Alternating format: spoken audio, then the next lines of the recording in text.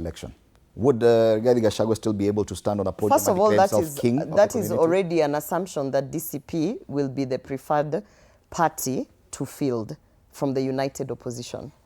United Alternative Government will sit down at the right time after Maombolezi in the right way and discuss, is it going to be Democratic Party? Is it going to be DCP? Is it going to be Jubilee Party that's going to field, because Mheshimiwa who passed on was from Jubilee Party?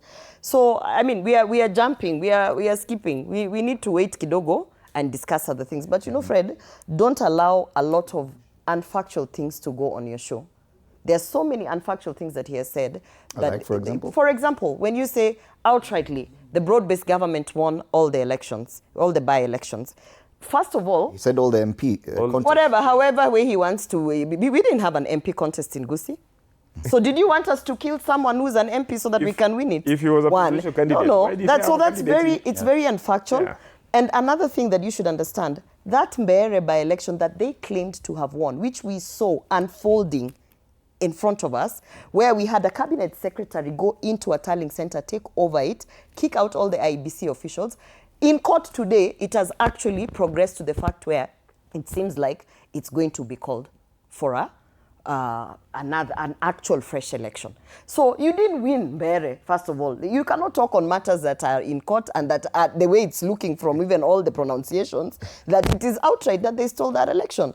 In Kisii, he keeps on saying Nyamira and then running away. And that same Nyamira that you want to reduce our presidential candidate, Dr. Fred Matiang'i, we had 3 by-elections of very small seats where they spent hundreds of millions of Kenya shillings. When I say they, broad-based government, went to a ward level where you need about 5,000 to win, spend more than 50 million in each ward level, and they came out in some polling stations with 17 votes. They lost that election. And they didn't lose it to number 2. They lost it some places to number 4, some places. They completely lost it.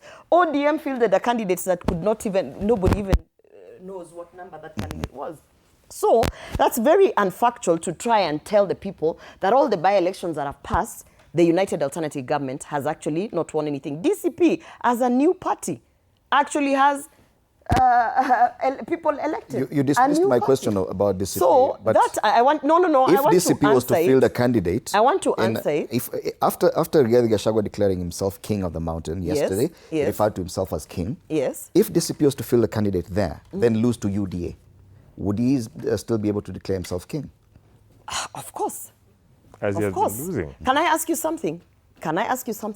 What big fight do we have now in this, what they're calling broad-based arrangement thing of theirs? What big fight do we have to the extent that Senator Osotsi is being violently attacked? And we'll talk about No, what is the big fight? The big fight is zoning. Yes, we'll discuss that. Apparently, you know, you cannot shut it down because it is a juxtaposition of what you're asking me. You are asking me whether in a region, if there happens to be a seat that is lost, after declaring yourself king of whether that person who controls or has influence to that level is a king. And then I'm trying to answer it by asking you, is ODM then trying to tell us that since Baba died, they don't have the zone and they don't have a king? Let's discuss something else because I can... No, but you're not even answering me that question. I'm the one who asking questions here.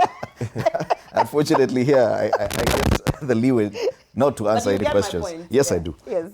Let's now discuss about the level of bitterness that we witnessed yesterday. Almost 2 years. It's about a year and 6 months after the impeachment of the former deputy president. This is the first time he got an opportunity to address his former boss.